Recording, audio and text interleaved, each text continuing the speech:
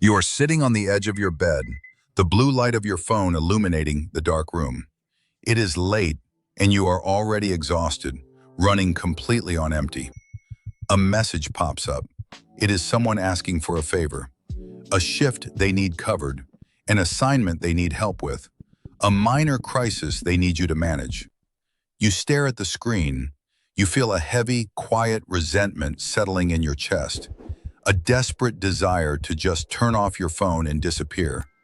But then, almost automatically, your fingers start typing. You write that it is no problem. You write that you can handle it. You hit send, and immediately a hollow, sinking feeling washes over you. You have done it again. You have traded your own peace for someone else's convenience. You are the reliable one. You are the person who never drops the ball, the one who shows up, the one who smooths over the rough edges of everyone else's lives. People call you easygoing. They call you a lifesaver. They call you the nice guy. But lately, being the good person, the accommodating friend, the one who takes care of everything, does not feel like a virtue anymore. It feels like a trap. It feels like you are slowly, quietly, disappearing under the crushing weight of everyone else's expectations. We often mislabel this behavior. We call it kindness. We call it being a team player or having a strong work ethic. But underneath the surface, this relentless need to please and manage everything is rarely born of generosity. It is born of anxiety. It is a dual-sided coin. On one side, the endless people-pleasing. On the other, an exhausting need to micromanage your environment. Both are strategies designed to keep you safe, to ensure you are needed, and to protect you from the terrifying possibility of being criticized or left behind. I know this trap intimately. I remember a Friday night a few years ago when an acquaintance called, asking for a quick hand with moving some boxes. A quick hand turned into a brutal, all-night ordeal. I carried heavy furniture down 3 flights of narrow stairs, sweating, my muscles aching. I smiled the entire time. I told him it was absolutely fine, waving off his half-hearted apologies. I stayed until the very last box was loaded into the truck, long after I should have gone home. The next morning I woke up completely drained, my body stiff and my mind foggy. I picked up my phone to check the time and opened social media.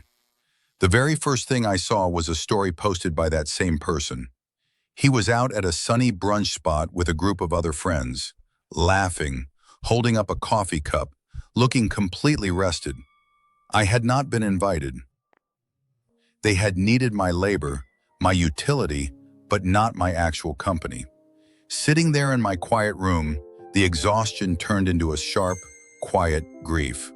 The hardest part was not that he had used my time. The hardest part was the sickening realization that I had smiled and handed him the shovel to dig away my own boundaries.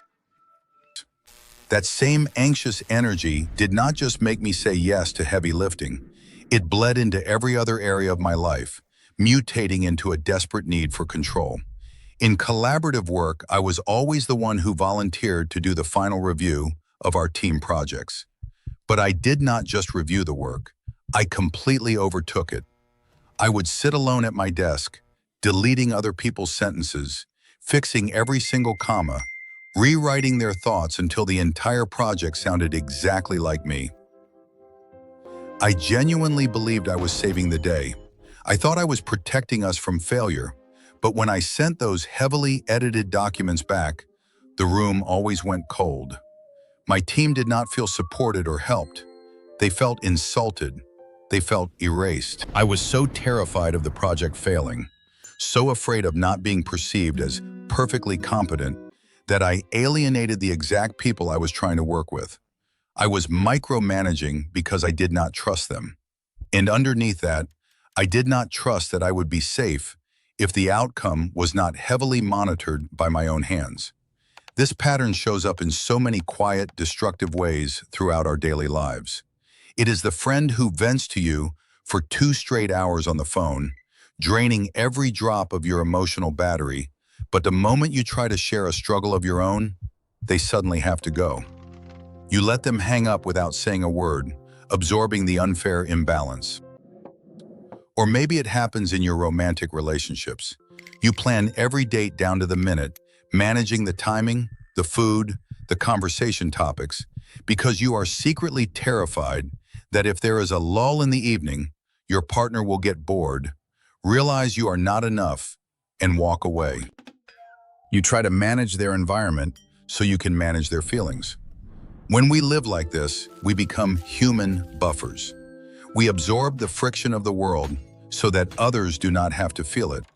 We overfunction, stepping in to fix, adjust, and accommodate, hoping that if we make life frictionless for the people around us, they will have no reason to ever leave us.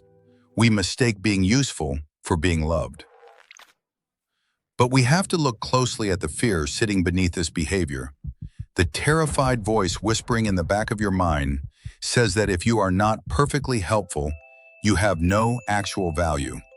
It tells you that if you stop managing the details, everything will fall apart, and it will be entirely your fault.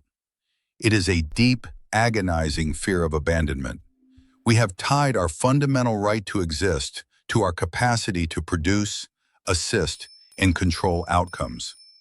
Over time, this creates a heartbreaking core belief. You start to subconsciously believe that your worth is entirely conditional. It feels as though your space in people's lives is rented, and you are paying that rent through constant acts of service and hypervigilance. The emotional cost of this builds up like a quiet, crushing debt. You become chronically exhausted. You start to feel hollow inside, and slowly, a dark, heavy resentment begins to fester toward the very people you are bending over backward to please. You resent them for not noticing your sacrifice, even though you have engineered your entire personality to make sure they never see you struggle. If you recognize yourself in this cycle, I need you to hear something very clearly. This behavior does not mean you are weak. It does not mean you are simply a pushover. This is a brilliant, powerful survival mechanism you developed somewhere along the way. At some point in your life, being hyper-vigilant, being overly accommodating, or controlling the tiniest details kept you safe in an unpredictable or emotionally chaotic environment. It was your armor. But you are wearing heavy armor to the dinner table now. It is exhausting you, and ironically, it is preventing anyone from actually connecting with the real you, because they are only interacting with your defense mechanisms. Unlearning this requires us to fundamentally change how we interact with the requests and the people around us. You do not have to swing to the opposite extreme and become cold, distant, or aggressive. You just need to start building small, sturdy fences around your energy. The first shift is giving yourself the absolute gift of a pause. The next time someone asks you for a favor, do not allow your anxiety to answer for you. Your immediate physical instinct will always scream, yes. Instead, memorize a simple bridging phrase and use it every single time. Say, let me check my schedule and get back to you later today. That is it. You are not saying no yet. You are simply buying yourself the necessary time to consult your actual physical and emotional energy levels, rather than consulting your fear of rejection. When you do realize that you need to decline, you must practice saying no without aggression and without writing a novel of excuses. When we feel guilty, we tend to over-explain, which only gives the other person room to negotiate and push back. Instead, pair a short, clear boundary with a realistic alternative. If someone asks you to help them move their entire apartment, you can say that you do not have the capacity to help for the whole day, but you can come by for 2 hours on Saturday morning to help with the heavy boxes. You are offering what you genuinely have to give and protecting what you need to keep. If they are visibly upset by that, they are mourning the loss of your endless utility, not your friendship. To escape the micromanagement trap, you have to start separating what is strictly essential from what is simply a personal preference. When you feel the overwhelming urge to fix a colleague's phrasing, or correct how your partner folds the laundry or loads the dishwasher, stop and ask yourself a very grounded question. Is this actually going to cause a disaster, or is it just not exactly how I would do it? If the outcome still works, let it go. Let people do things their own messy, imperfect way. You have to tolerate the temporary discomfort of something being imperfect in order to buy back your long-term peace of mind. Let the comma stay exactly where it is. The world will not collapse. The first time you try this, the first time you say no, or let a mistake slide without stepping in to fix it, it will feel absolutely terrifying. Your nervous system will sound every internal alarm, telling you that the sky is about to fall, that everyone is going to hate you, that you are about to lose your place in the pack. But then you will wake up the next morning and you will look around. The sky will still be there. The earth will still be turning. The people who genuinely care about you will still be standing beside you, completely unbothered by your human limits. And if someone does walk away because you finally set a reasonable limit, let them walk. That just means they were never looking for a real connection in the first place. They were just looking for an employee. You do not have to earn your right to exist by being endlessly useful. You do not have to manage the universe to ensure your safety within it. You are allowed to be tired.